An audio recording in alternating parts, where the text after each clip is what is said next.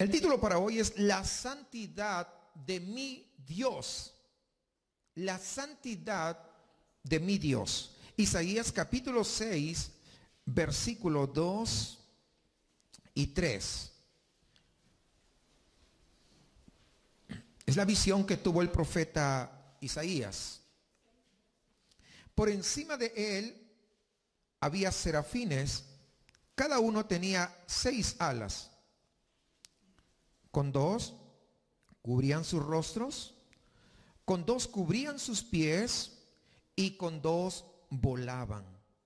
Y el uno al otro daba voces diciendo: Santo, Santo, Santo, Jehová de los ejércitos, toda la tierra está llena de tu gloria. O de su gloria, la gloria de Él. A menudo creo que escuchamos sobre la santidad de Dios, los santos de Dios, la Semana Santa, el Santo Sepulcro, o sea, muchas cosas que van asociadas a la palabra santo. Muchas veces llamamos determinadas cosas santos. Pero realmente la palabra santo, déjeme decirle que es extraña y desconocida para la gran mayoría de personas, aunque lo usen. No saben el real significado. Realmente, hermanos, hay mucho que decir sobre la santidad, pero en un sentido, en el sentido estricto, ¿sabe qué? Es difícil explicar lo que significa este concepto de santo o de santidad. Imaginémonos que yo pongo acá 2 aguacates, los 2 de la misma planta. Los 2 están un color verdecito, como tirando a cafecito. Y si los cojo, los agarro, los 2 pareciera que ya están listos para comerlo el día de hoy, ¿verdad? Tienen el mismo tamaño, tienen el mismo valor, cuestan lo mismo, pesan exactamente igual.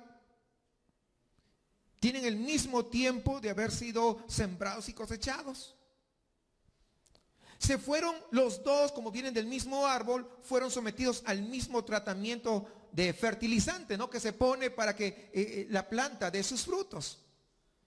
Pero de repente llega el ama de casa y comienza a hacer su lista del día o el plan del día, y resulta que agarra los aguacates y dice: este lo pone acá, este está bueno para la ensalada, el otro allá, déjalo en el refri. Aparta a uno. Y la pregunta sería: ¿qué hace distintos a estos 2 aguacates? Si nosotros lo veíamos, eran exactamente iguales, con las mismas oportunidades, el mismo color, el mismo tamaño y el mismo tiempo de haber sido sembrados y cosechados. Pero hoy, después de haber venido la ama de casa, cada uno de los aguacates tiene una posición distinta, un propósito diferente. Uno sigue guardándose, el otro es útil para hacer la rica ensalada. ¿Por qué hoy tienen ese distinto fin, habiendo sido los 2 iguales? Lo que podemos ver es que no fue por mérito propio, porque los 2 tenían las mismas cualidades. Venían de la misma planta. No fue ni por tener alguna diferencia en sí mismo en un aguacate del otro, sino por aquel que, en este caso, aquella la separó con un propósito específico. Fue la ama de casa la que dijo: este está bueno, lo voy a usar. Luego de un momento voy a regresar con los aguacates, pero ahora ingresemos a desarrollar el tema sobre la santidad de Dios.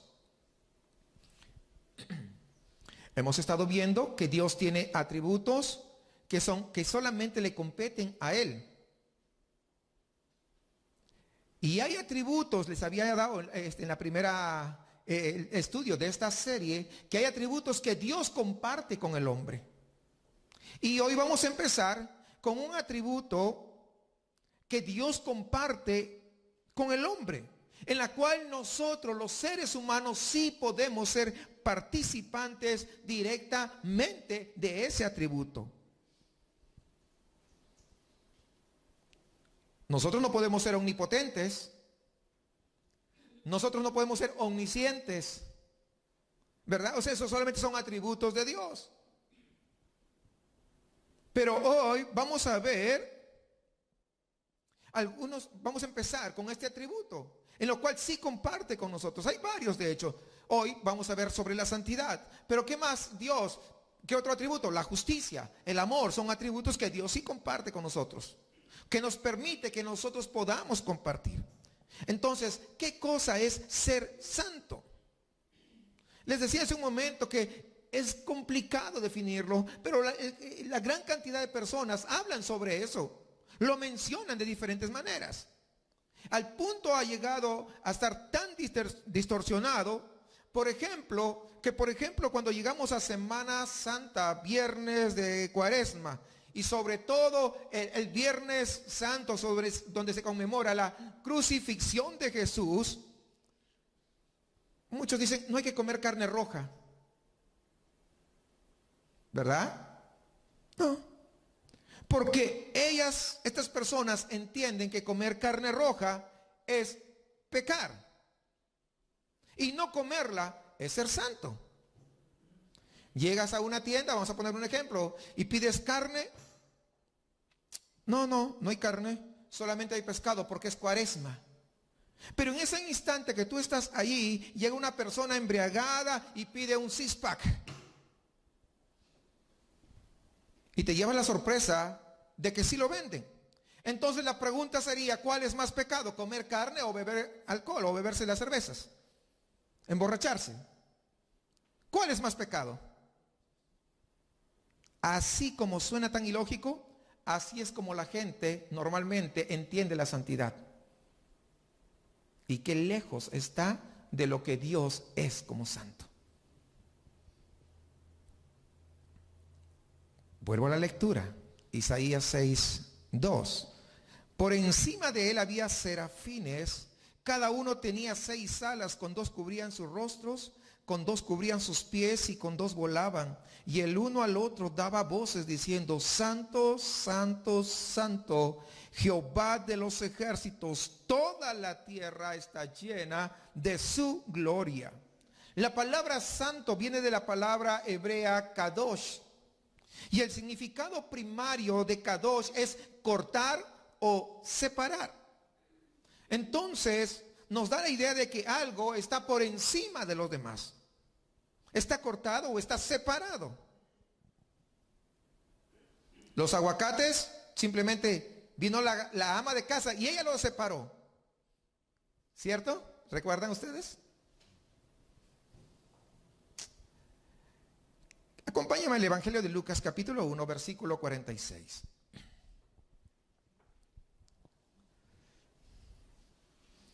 Esto habla sobre María, la madre de Jesús, no de Dios. Porque Jesús es Dios y existió desde siempre. María no existió desde siempre.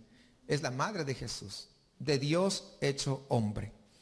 Dice, entonces María dijo, engrandece mi alma al Señor y mi espíritu se regocija en Dios mi Salvador. Porque ha mirado la bajeza de su sierva, pues he aquí desde ahora me dirán bienaventurada todas las generaciones, porque me ha hecho grandes cosas el poderoso, santo es su nombre. Aquí vemos a la mismísima Virgen María. No una de las miles que andan vagando por el mundo, no, porque hay de todos los tamaños y colores. Si no estamos hablando, la madre de Jesús está haciendo una clara y impresionante declaración acerca de Dios, su Salvador. En primer lugar, María reconoce su necesidad, ella reconoce su bajeza a comparación de Dios y al final le dice, santo es su nombre. Es María reconociendo a Jesús, reconociendo a Dios. Cuando la Escritura dice que Dios es santo, habla primeramente que Dios está separado y está por encima de todos nosotros en esa excelencia de su carácter. Uno de los significados de santidad es la idea de ser puesto aparte. Dios está aparte de nosotros entonces. No podemos tratarlo como nosotros. Está aparte. Porque Él es el único en su clase. Es decir, existe una profunda diferencia entre Él y aquellos a quienes Él ha creado. Todos somos creados. Él es por siempre. Desde la eternidad hasta la eternidad sigue siendo Dios. Cuando la Biblia habla, por ejemplo, de objetos santos, de personas santas, de un tiempo santo, se refiere de cosas que han sido puestas aparte, consagradas o hechas diferentes. ¿Por qué? Por el toque de Dios sobre ellos. Fue la cercanía de lo divino lo que transforma algo común en algo fuera de lo común. Y de lo ordinario es transformado en lo extraordinario. La santidad significa que Dios es trascendente, único, superior en su grandeza, que no hay comparación con Él. Ser santo es ser diferente de una manera muy especial. Consideremos, por ejemplo, algunas cosas que la Biblia nos habla sobre la santidad o que llama santas. Hablamos de tierra santa, hablamos de sábado santo, hablamos templo santo, vestimenta santa, casa santa, diezmo santo, incienso santo, nación santa, aceite de la unción santo, el jubileo santo, terreno santo, agua santa, arca santa, ciudad santa, pan santo, es decir, podríamos enumerar muchos. Y llegamos hasta el lugar santísimo. Vemos entonces que en la Biblia es aplicado a todo tipo de cosas, no nada más a Dios. Las cosas santas son cosas que separadas del resto. Separadas del resto. Que han sido apartadas de lo común, consagradas para un servicio a Dios. Y entonces la pregunta, si ya entendimos esto, es: ¿tú estás viviendo separada del resto? No digo que te vayas de fuera de tu colonia, pero tú tienes que marcar una diferencia con respecto a los demás. Porque eres separado, porque eres santo, se supone. ¿Se dan cuenta? O sea, la diferencia lo marca Él. Personas comunes, pecadores, los convierte en santos. Eso lo hace Dios, no nosotros. Las cosas en sí mismas no son santas si no son por causas de quien las santifica o quien las aparta, en este caso Dios. Los serafines decían: santo, santo, santo. Mire en español cómo se lee, ¿no? Una repetición. Normalmente nosotros no usamos esto. Nosotros, por ejemplo, cuando queremos resaltar algo, queremos hacer énfasis de algo, puede decir que está escribiendo un correo electrónico o escribiendo de repente ahora por WhatsApp. Si quiere resaltar algo, lo pone en mayúsculas, ¿verdad? O en negrita, que se dice. O subrayado o resaltado. O lo puede poner entre comillas, etcétera. Pero en el hebreo, la mejor técnica de resaltar algo se representa diciendo una, dos o tres veces. Por ejemplo, Jesús en algunas oportunidades decía: de cierto, de cierto os digo. ¿Ven? La repetición lo que estaba haciendo era un énfasis. Por ejemplo, cuando va a visitar a la familia de Lázaro, dice: Marta, Marta. ¿Sí recuerdan? Marta, Marta, tan afanada y turbada. O en el sermón del monte dijo: no todo el que me dice Señor, Señor. ¿Sí? ¿Se dan cuenta? Ahí está el énfasis. Entonces, repetir algo era resaltar una verdad, era darle más énfasis que a lo demás que se estaba diciendo. En raras ocasiones, hermanos, la Biblia repite algo hasta el tercer grado, como en este caso: santo, santo, santo. Es decir, cuando se repite 3 veces, se está elevando al grado máximo posible de una resaltación o una exaltación. Por ejemplo, vemos en el Antiguo Testamento, en el libro del profeta Jeremías, capítulo 7, versículo 4, dice: no fiéis en palabras de mentira, diciendo: templo de Jehová, templo de Jehová, templo de Jehová es este. Una repetición 3 veces. Y en el Nuevo Testamento, lo vemos en Apocalipsis 8:13, un ejemplo también donde dice, y miré y oí a un ángel volar por en medio del cielo diciendo a gran voz, ay, ay, ay, de los que moran en la tierra a causa de los otros toques de la trompeta que están para sonar los 3 ángeles. En las Escrituras ningún atributo de Dios es repetido hasta su 3er grado como el que Dios es santo. No dice en ninguna parte Dios es amor, amor, amor. Ni él dice Dios es misericordia, misericordia, misericordia. O Dios es justo, justo, justo. No lo dice en ninguna parte. Pero cuando le preguntas, o podríamos hacer una encuesta, las personas lo único que les gusta hablar es del amor de Dios. ¿Verdad? Dios es amor. Todos entendemos que Dios es amor. ¿Cierto, sí o no? Pero Dios no lo resalta como si resalta su santidad. Pero ¿por qué la gente no quiere hablar de la santidad de Dios? Porque la santidad de Dios atenta contra nuestro orgullo. Atenta contra nuestra pecaminosidad. Porque Él está separado, muy separado de todos nosotros. Entonces la santidad de Dios es la máxima excelencia, ¿sí o no? ¿Por qué? Es el único atributo que se menciona 3 veces. Es su identidad más elevada. Podríamos nosotros comprender más de lo que hace Dios y de lo que deja de hacer si nosotros comprendiésemos su santidad. Cuando usa su poder, su conocimiento, su amor, su justicia, su bondad o su gracia, cada acción de Dios siempre va acompañada de su santidad. Él no puede actuar siendo amoroso sin santidad, por ejemplo. Cuando usa su bondad es santo, su amor es santo, su misericordia es santa, su ira es santa. Todo está limitado a su santidad. Es decir, la santidad es el núcleo del carácter de Dios. Es el atributo que emana toda su perfección.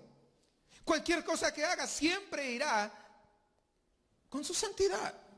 Él es soberano y su santidad rodea pues sus decisiones. Él no haría algo injusto ni algo tonto, pues Él es santo. A ver, cuando algunos, por ejemplo, los que dicen que son ateos o que no creen en Dios, dicen, a ver, demuéstrame que Dios es todopoderoso, que haga un círculo cuadrado. Dios no hace tonterías. Atenten contra su santidad. ¿Sí captan la idea? ¿Sí comprenden?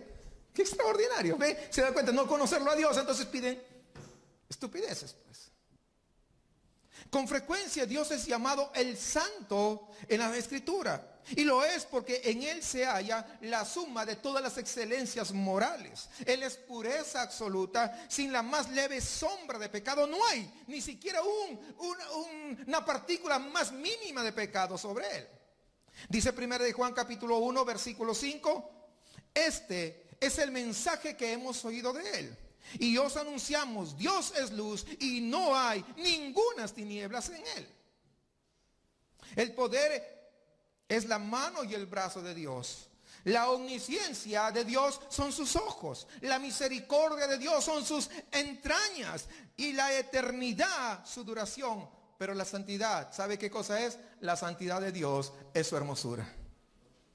Se llama santo a Dios más veces, escúcheme bien, más veces que todopoderoso. Y se representa, ¿verdad?, como una dignidad la más alta, como ninguna otra que tenga. Así que esta cualidad va como cualificativo junto a su nombre como ningún otro. Dios es santo, Él es santo, Él santo. Nunca se nos habla de su poderoso nombre o su sabio nombre, sino de su gran nombre y sobre todo de su santo nombre. Ese es como la Biblia se refiere de Él. Como la Biblia fue inspirada por Dios, Él entonces nos muestra que eso es lo más extraordinario que puede tener dentro de sus atributos, su santidad. Dice, por ejemplo, el Salmo 103:1, bendice alma mía Jehová y bendiga todo mi ser su santo nombre. ¿Sí comprendemos? O sea, que es extraordinario. Dios mismo, ¿qué hace? Como que abre la cortina y nos deja ver algo de su carácter, de sus atributos. Porque si nosotros no lo viéramos, no lo leyéramos en la Biblia, no seríamos capaces de entender. Pero cuando lo vemos en la Biblia, nadie podrá decir que es ciego, que no lo vio, que Él era santo. Nadie puede decir, es que yo pensaba que era amoroso. Bueno, sí es amoroso, pero es mucho más santo. Santo es el atributo más alto que tiene. Hay un texto al que quiero llamarles la atención y que nos debe poner en perspectiva respecto a la santidad de Dios. Y está en Hebreos capítulo 12. Acompáñenme, por favor. 12:12.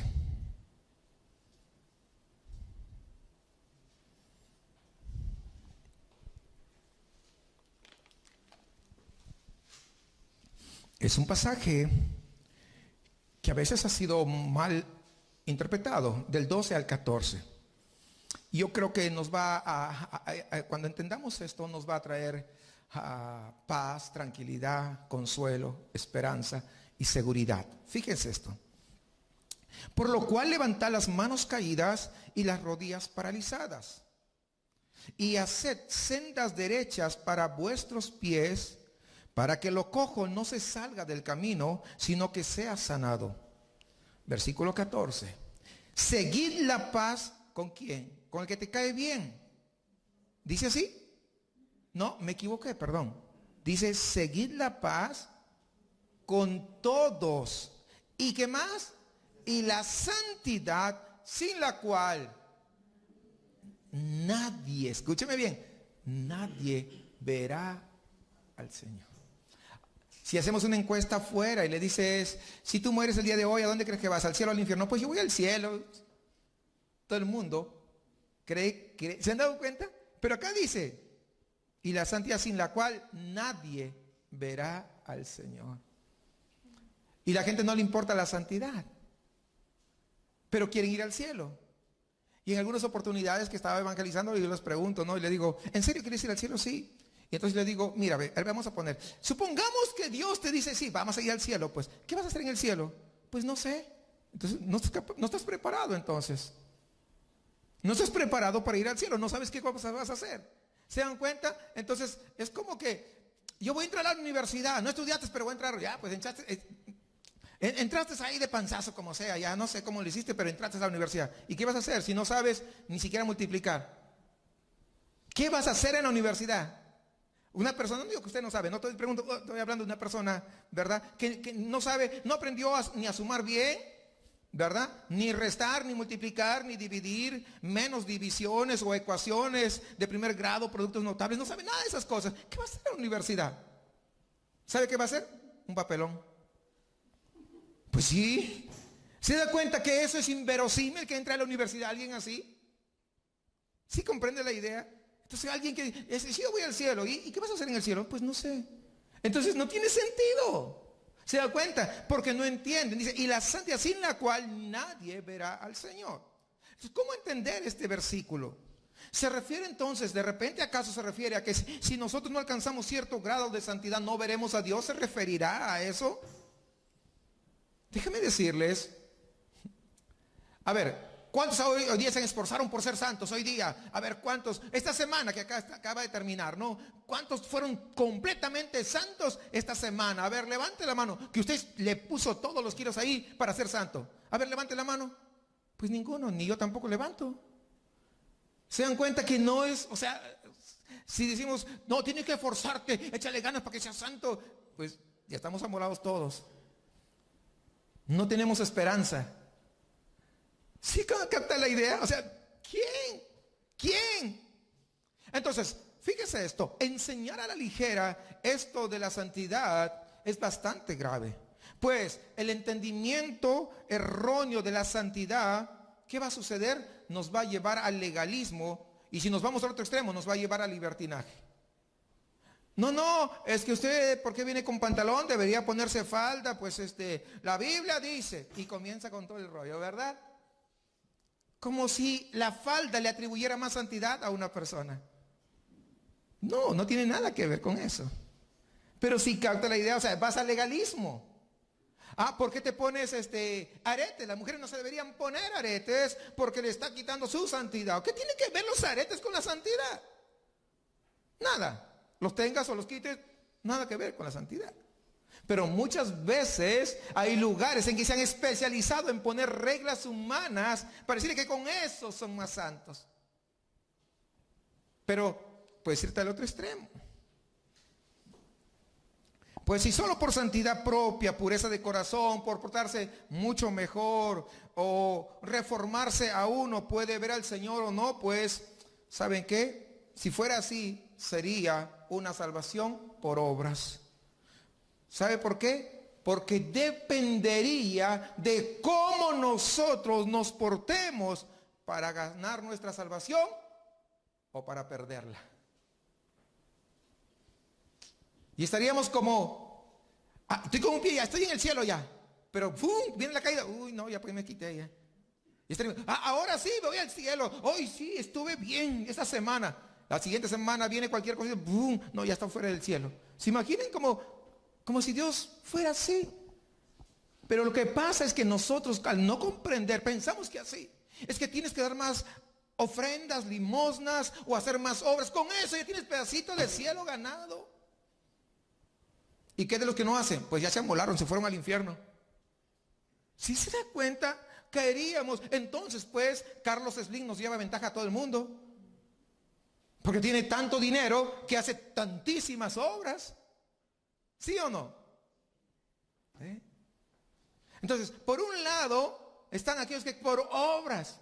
Pero por el otro lado, otros creen que como... pues no importa si nos portamos mal, pues la ley no salva a nadie, no somos salvos, ¿verdad?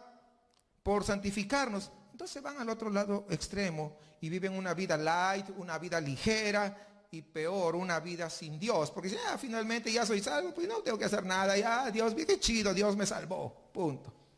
¿Verdad? No sé si usted se da cuenta, pero... y si logra notar que hay una desviación, tanto en este lado, ¿verdad? Que las obras y todo, también en el otro lado también hay una desviación. En ambos extremos hay una desviación. O sea, cada posición es una desviación de lo que dice la Biblia.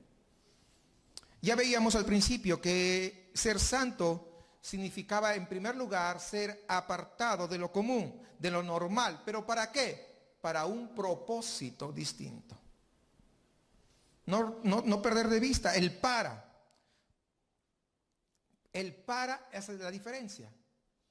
Pues no solamente se trata de ser apartado, sino para lo que somos apartados. En el caso de nosotros, no de los aguacates, ¿no? El aguacate fue apartado ¿para qué? Para la ensalada. En el caso de nosotros, ¿somos apartados o somos santos? ¿Para qué? Para servirle a Él. Para la gloria de su nombre. El ser santo o nuestra santificación pues depende, o mejor dicho, lo hace o hace posible, ¿quién? El que nos separó para su propósito. No nos separamos nosotros, nos separó alguien. Así como al aguacate, que eran igualitos. ¿Quién decidió con qué hacía la ensalada? La ama de casa, la cocinera. El aguacate no se eligió, yo voy a ser santo. De la misma manera, el para es importante. No solamente somos separados, sino ¿para qué somos separados? El aguacate dice, me separaste, pero yo no quiero hacer ensalada. ¿Pondrá en ese plan? Entonces muchas veces nosotros, ahí comprenda usted, cuando tú eres separado y dices, es que yo no quiero hacer, ¿te podrás tú mandar? Como dice la Biblia, ¿podrá el barro decirle al alfarero por qué me hiciste de esta manera o de esta forma? Pero muchas veces intentamos hacer eso. Como si el barro pudiera saber más que el alfarero. Ya recordamos los aguacates, recordamos lo del alfarero, ¿se dan cuenta? Entonces somos separados para, no simplemente separados, porque cuando decimos solamente separados, bueno, ya estoy separado, qué chido, ya. No, separados ¿para qué? Para un propósito especial de parte de Dios. Además, en varias ocasiones nosotros leemos que dice, sed santos como yo soy santo. Por ejemplo, Levíticos 11:44, fíjense lo que dice. Porque yo soy Jehová vuestro Dios, vosotros por tanto os santificaréis y seréis santos porque yo soy santo. Así que no contaminéis vuestras personas con ningún animal que se arrastre sobre la tierra. Me pregunto, sed santos como yo soy santo, lo está diciendo Dios. Imagínense usted, capten la idea, está hablando Dios, le dice, sed santos como yo soy santo. Yo pregunto, ¿no notan aquí algo imposible? ¿Ven que es imposible? A ver, ¿cuántos van a ser santos como Dios? ¿Cuántos podrían llegar a ser santos como Dios es santo? Pero ahí dice, sed santos como yo soy santo. ¿Sí o no? Y muchos dicen, mira, no, ya la muerte, ya, o sea, tú no sirves para nada. O sea, ese es el mal entendimiento. Esto es como pedirle a un paralítico, levántate. Levántate y corre. O cuando Jesús le dice a Lázaro, Lázaro estaba muerto, 4 días, olía mal, requete mal. ¿Sí? Era un muerto, 4 días, apestaba. Y le dices, Lázaro, sal fuera. Estaba muerto. Yo pregunto, ¿no parece algo imposible? ¿Sí o no? Para nosotros. Se nos demanda santidad como la de nuestro Padre. Sed santos como yo soy santo, dice Dios. Señor, esto es imposible. Porque dice, como yo. ¿Ah? No dice, compárate con tu vecino, compárate con la vecina, compárate con aquel que de repente, pues ahí en la fábrica te anda echando ahí carrilla. No te compares con él. Compárate conmigo en tu santidad, te dice. Porque el ser humano dice, es que yo soy mejor que los vecinos de ahí. Yo soy mejor que la vecina del frente. Ella agarra y barre y toda la basura me echa. Y no, pues yo soy más santa que ella. Pues esa comparación es muy fácil. Pero Dios dice, compárate conmigo. Sed santos, ¿como quién? Como yo, dice Dios. Como yo. No estoy diciendo yo, no, pues imagínense. Como Dios, como yo soy santo, dice. Ahora, tenemos que entender algo, mis amados hermanos. Si Dios sabe que nuestra naturaleza, ¿cuál es? ¿Es ser santos o apartarnos de la santidad? Es apartarnos de la santidad. No nos gusta ser santos, pues. Por naturaleza la traemos ya desde que nacemos. Entonces, si Dios nos dice, sed santos, ¿sabe qué? Así como Dios le dijo, Lázaro, sal fuera. No fue Lázaro muerto. Dijo, sí, te escuché. No dijo eso. ¿Qué pasó? Pasó algo sobrenatural y entonces Lázaro vivió y le hizo caso. ¿Quién proveyó los medios para que Lázaro se levantara? Dios. Al paralítico, agarra, toma tu lecho, tus pecados son perdonados y vete a tu casa. El paralítico toda su vida había estado ahí, ¿no? O sea, ¿y quién le proveyó los medios? Dios. El paralítico le obedeció. Pero el que proveyó los medios es Dios. Siempre ha sido así. Cuando dice sé santo como yo soy santo, debemos entender que Él, solamente Dios va a proveer los medios para que nosotros podamos lograrlo. Porque, por ejemplo, el paralítico de Betesda, del cual estoy hablando, en sí mismo no tenía nada que hacer. Solamente obedecer a Jesús, de que tomara su camilla y que pudiera andar. ¿Qué mérito tenía Lázaro para salir de la tumba? ¿Acaso estaba muerto o andaba de parranda? ¿Ah? Al igual, cuando el Señor pide santidad es algo imposible para que nosotros podamos lograrlo. Imposible que nosotros podamos lograrlo con nosotros, con nuestras fuerzas, con nuestra capacidad, con nuestro entendimiento. Entonces, ¿cómo es pues esto de la santidad? Entonces no puedo ver, nunca llegaré al cielo y estoy amolado porque está complicado. Fíjense, vamos a Hebreos, capítulo 10, versículo 10.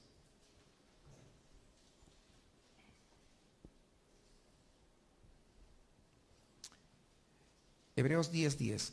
En esa voluntad somos santificados mediante la ofrenda del cuerpo de Jesucristo, hecha una vez para siempre. No es ninguna otra persona, Jesucristo, fíjense, muy claro aquí. O sea, si tu fe está impuesta en otra cosa, ven a Cristo. Ven a Cristo. No hay más. Tú puedes buscarle y hacerle lo que tú quieras. No hay. Ven a Cristo. Luego dice, versículo 11, y ciertamente todo sacerdote está día tras día ministrando y ofreciendo muchas veces los mismos sacrificios que nunca pueden quitar los pecados. O sea, los sacrificios, las obras no quitan los pecados de nadie. ¿Ok? Pero Cristo, versículo 12, habiendo ofrecido una vez para siempre un solo sacrificio por los pecados, se ha sentado a la diestra de Dios. De ahí en adelante, esperando hasta que sus enemigos sean puestos por estrado de sus pies. Versículo 14. Porque con una sola ofrenda, fíjense, ahí eso es importante. Una sola ofrenda hizo perfectos para siempre a los santificados. Hizo perfectos por una semana, por un día, el día que estés en la iglesia, para siempre. ¿Se dan cuenta? Si vas por otra ruta, vas a pedirle a otro camino, vas a pedirle a cualquier otro, no va a pasar nada. Hay una sola forma, un solo camino, y es además para siempre. Para siempre. A los santificados. Versículo 15. Y nos atestigua lo mismo el Espíritu Santo, porque después de haber dicho, este es el pacto que haré con ellos, después de aquellos días, dice el Señor, pondré mis leyes en sus corazones y en sus mentes las escribiré. Añade, y nunca más, eso es importante, nunca más me acordaré de sus pecados. Pues ya hubiera saltado hasta el techo yo. Eso es lo que dice. Es de suma importancia, hermano, que entendamos esto. Pues esto es lo que hace la diferencia entre el cristianismo verdadero y las demás religiones cristianas, que piensan y que creen que la salvación es igual al sacrificio de Cristo más buenas obras. No, Cristo sí está bien, pero además tienes que hacer esto, además aquello, además lo otro. ¿Saben qué? No es cierto. La Biblia dice que no es así. Ahí está. Entonces, es que si no tienes obras, entonces el sacrificio de Cristo es insuficiente. Imagínense. No sé si se dan cuenta de la gravedad de decir esto. Porque Hebreos, acabamos de leerlo, es muy claro, muy claro. No necesitamos hacer una exégesis profunda, no necesitamos ir al griego original, al griego koiné para entenderlo. En español queda clarito, muy claro. Leíamos en el texto que somos santificados mediante la ofrenda del cuerpo de Cristo, hecho una vez y para siempre. Pues antes los sacerdotes ofrecían los mismos sacrificios cada año para que su pecado fuera cubierto, perdonado, pero dice que no era suprimido, no era quitado su pecado, simplemente era cubierto. Versículo 14, voy a volver a leer, dice, porque con una sola ofrenda hizo perfectos para siempre a los santificados. ¿De qué forma sucede esto? Bueno, este es el momento que podríamos o deberíamos entender que el sacrificio de Jesús es suficiente para nuestra salvación. Pues por su sangre, por el sacrificio de su cuerpo, hizo perfectos a los santificados, a los apartados para Dios, a aquellos que fueron separados, hizo perfectos, hizo santos. Entonces, ¿qué hizo perfectos a los apartados? El sacrificio de Cristo. El sacrificio de Cristo. Ahora, escúcheme bien. Alguien dirá, tal vez esté preguntando, ¿quiere decir que podemos vivir de la misma manera que antes vivíamos, antes que fuésemos santificados? De ninguna manera, pues es irracional siquiera pensarlo o querer hacer estas preguntas. Pues el mismo concepto de santificar nos indica que hoy somos apartados de y para. Es importante, somos apartados del mundo, ¿pero para qué? Para la gloria de su nombre, para glorificar su nombre. O sea, no es solamente apartado y ahí te quedas. Entonces no vas a ser el mismo de antes. Es apartado de, para. Y las dos cosas son importantes.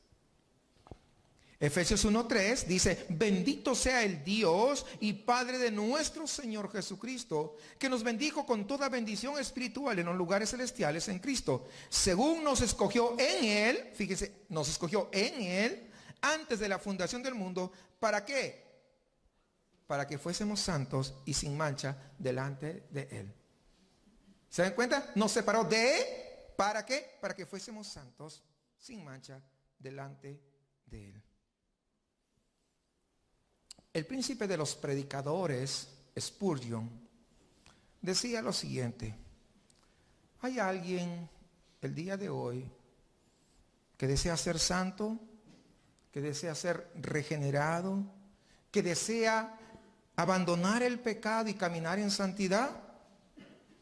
Si alguien hoy dice, yo quiero, entonces tienes que saber que Jesús te eligió a ti. Pues te ha escogido desde el principio para ser santo.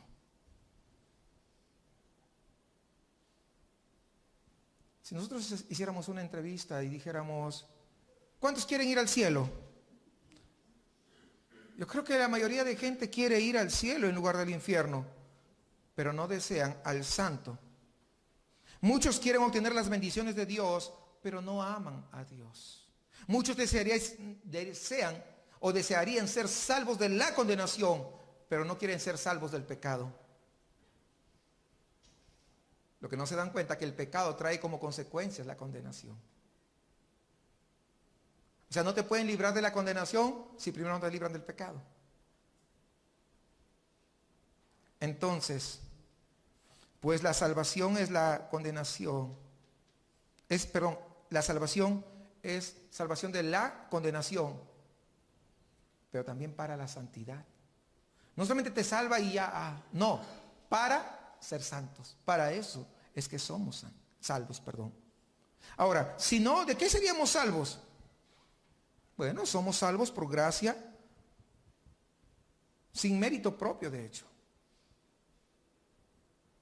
No hicimos absolutamente nada. Nosotros merecíamos lo contrario. No fue un acto simplemente de misericordia, sino fue un acto mucho más alto que la misericordia, y eso se llama gracia. Pues mereciendo lo contrario, nosotros recibimos salvación, y no solamente recibimos salvación, sino que recibimos vida eterna. Y no solamente recibimos vida eterna, sino que ahora somos hijos de Dios. Es más de lo que nosotros anhelamos. Es más de lo que nosotros, cuando llegamos a ser salvos, nosotros recibimos mucho más de lo que nosotros siquiera pedimos. ¿Entendemos que somos salvos gratis? La salvación es gratuita, pero el precio que se pagó es bien alto. Es el sacrificio de Cristo Jesús. Entonces, acabamos de ver que la santidad es parte de esa gran salvación de la cual Dios logró para los santificados, para los que creen, para los que confían en Jesucristo como su Salvador.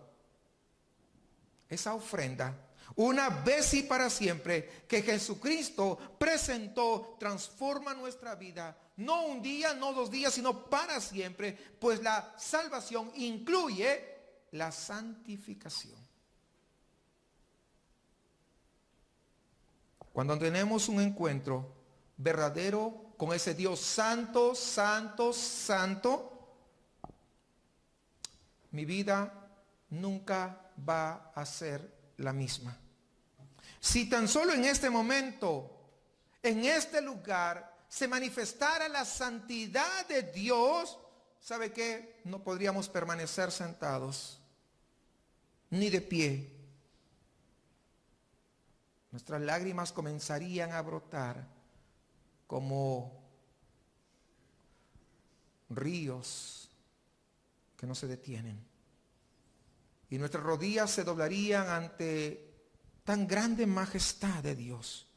¿Por qué? Porque estaríamos delante de la hermosura de su santidad. Tal como el profeta Isaías lo dijo en en Isaías 6, voy a volver a leer el pasaje, pero desde el versículo 1, 6:1, dice: en el año que murió el rey Usías, vi yo al Señor sentado sobre un trono alto y sublime, y sus faldas llenaban el templo.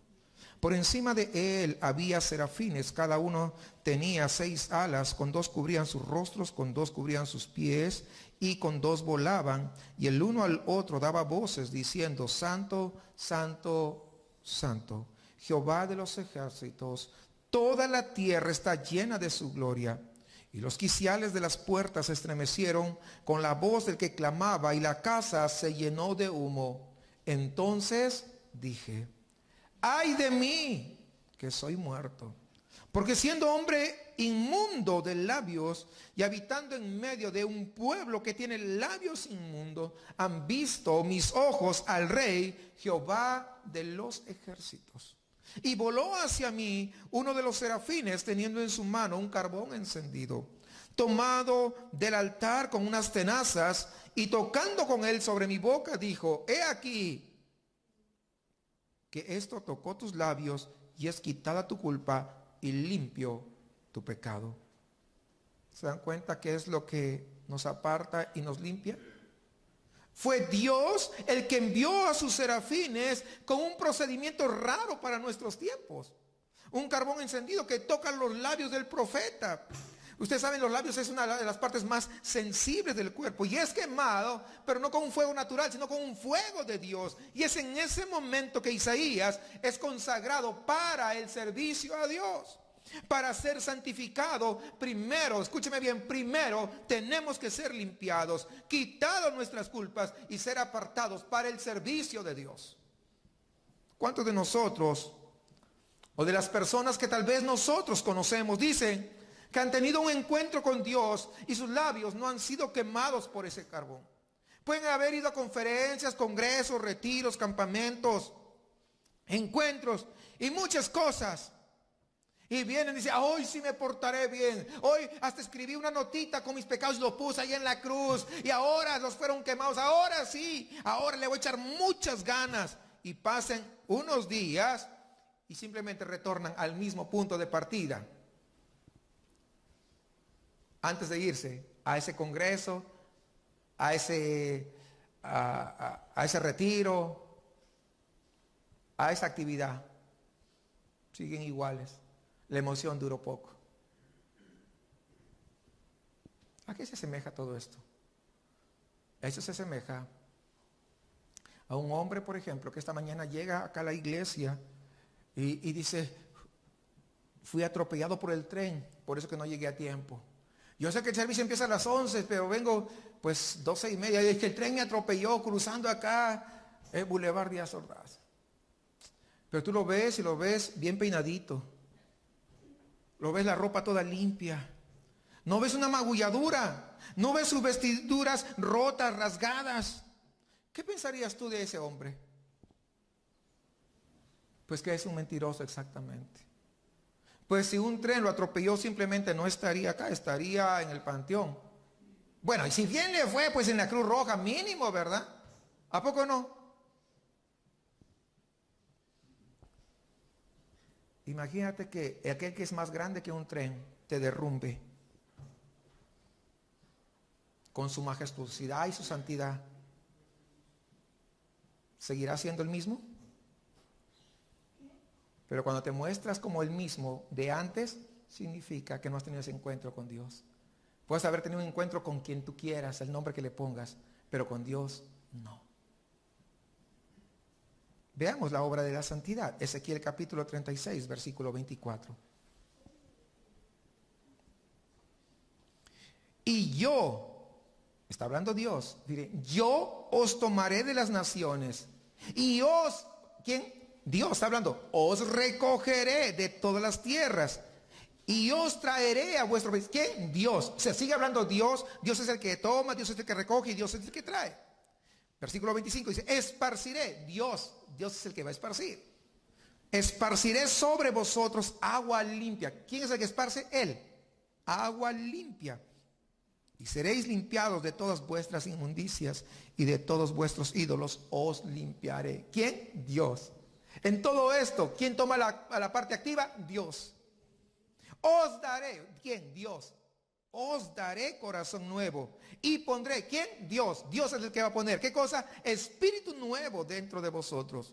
Y quitaré, ¿quién va a quitar? Dios. De vuestra carne el corazón de piedra. Dice, y os daré, ¿quién va a dar? Dios nuevamente. Dios va a dar un corazón de carne. Y pondré dentro de vosotros mi espíritu. Y haré, ¿quién va a ser? Dios. Y haré que andéis en mis estatutos y guardéis mis preceptos y los pongáis por obra. ¿Quién? ¿Quién es el que hace? ¿Quién otra vez? ¿Quién otra vez? ¿Y quién? ¿Y quién? Entonces yo pregunto, ¿qué queda para nosotros? ¿Qué puedes hacer tú y qué puedo hacer yo? Nada. ¿Te das cuenta que le voy a poner muchas ganas? No. Ponle las ganas, pero ¿sabes qué?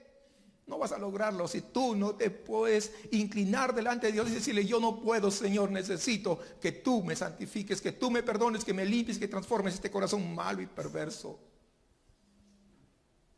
¿Qué nos queda? Recibir esa promesa, recibir ese nuevo pacto. Lo ha hecho todo Dios en nosotros. De tal manera que cuando tú veas caminar tu vida de manera como dice la palabra, tú no te puedes jactar y decir: es que yo soy más espiritual que él o que ella, sino que puedes decir: Dios hizo todo lo que quiso en mi vida. Nos ha dado todo de sí. Su propio Hijo ha resucitado para ganar eterna salvación para todos los santificados. ¿Qué sucedió entonces con Isaías al tener ese encuentro de la santidad con Dios? Versículo 8 dice en Isaías, el pasaje que estamos leyendo, dice: después oí la voz del Señor que decía: ¿a quién enviaré y quién irá por nosotros? Entonces respondí yo: heme aquí, envíame a mí. Tal vez la comodidad en la que tú te encuentras es porque de repente necesitas todavía tener ese encuentro con el Señor y que seas limpiado por completo, de tal manera que ahora digas: Señor, no tengo excusas, envíame a mí, envíame a mí.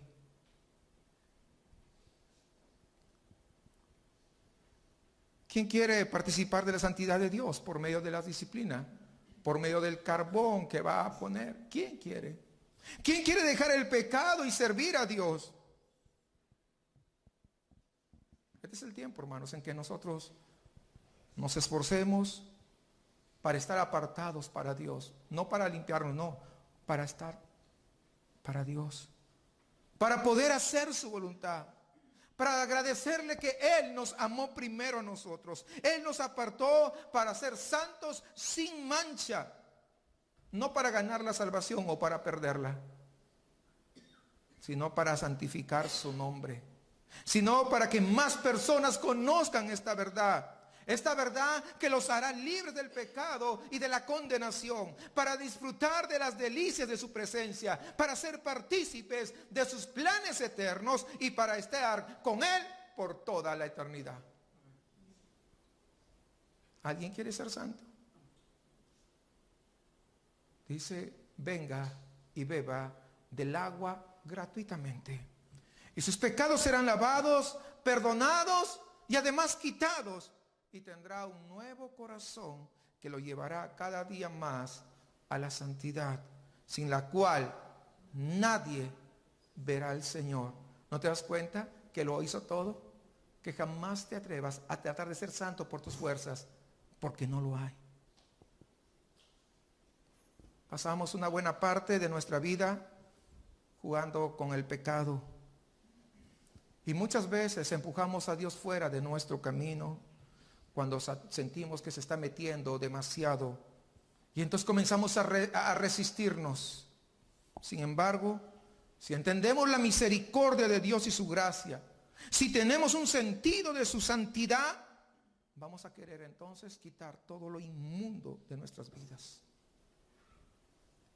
Es tiempo de hacer un inventario personal y comenzar a hacer cambios y decirle: yo no puedo, necesito que tú me ayudes. Mira, tengo muchos pasatiempos.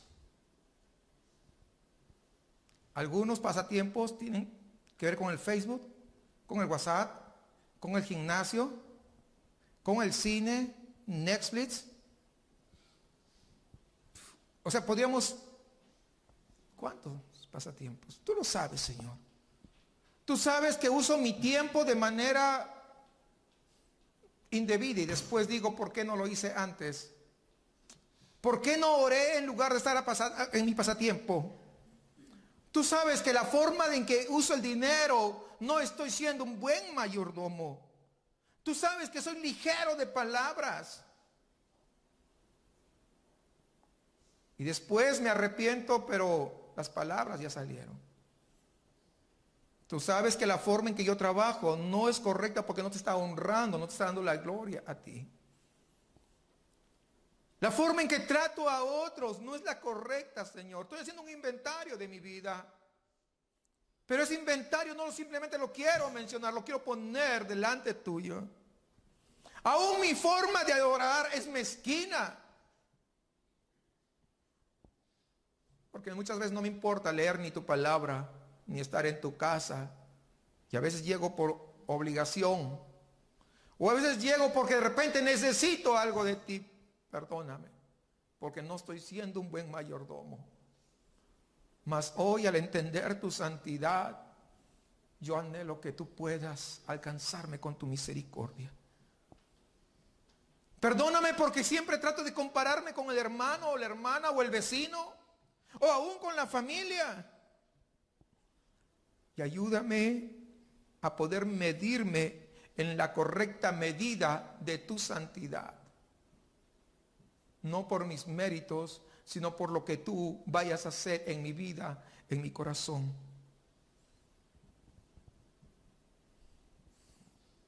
Y entonces, cuando nosotros hacemos el inventario correcto, la Biblia dice que al que da fruto lo va a podar para que dé más fruto. Y el podar muchas veces va a implicar dolor. Va a implicar quitar algunas cosas. Pero ¿sabes algo? Lo maravilloso del Evangelio es que por lo que Cristo ha hecho por nosotros, si nos volvemos a Él, si confesamos nuestros pecados, Él nos dará de su misericordia, porque nuestro Dios Santo nos cubrirá con la justicia de Jesucristo.